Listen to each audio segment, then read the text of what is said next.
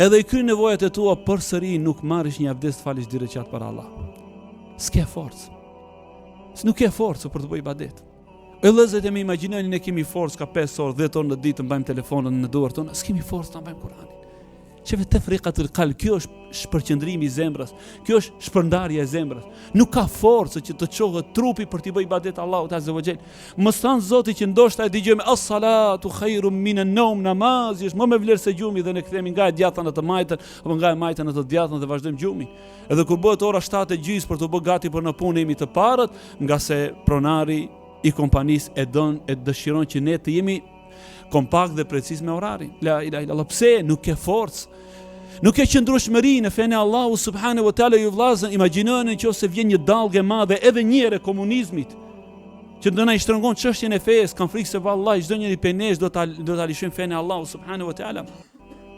Ndoshta një herë në vitin 2014 ju kujtohet se u burgosën disa prej hoxhallarëve tonë në disa prej vendeve tona. Me një herë filloi që të krijohet një lloj turbulence në mesin e të udhëzuarve.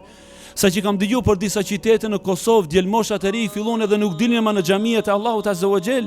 Mos flasim nëse vjen një pushtet, një lloj komunizmi që të vandalon gravet tona mbulesën, kanë frikë se nxjerrin edhe mbulesën.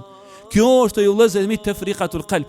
Andaj Ibn Qayyim el-Jauzi po në këtë kontekst thot në një fjalë tjetër, wa aslu kulli khair jam'u al-qalbi ala Allah.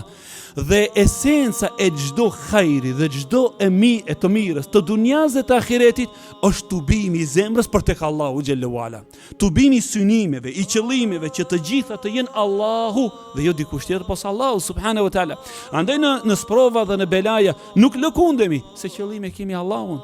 Si tha në fjalën tjetër Ibn Qayyim el-Jauzi, kush e humb Allahun ka humb gjithçka, kush e fiton Allahun më tregoni çka ka humb, s'ka humb asgjë. La ilaha illallah.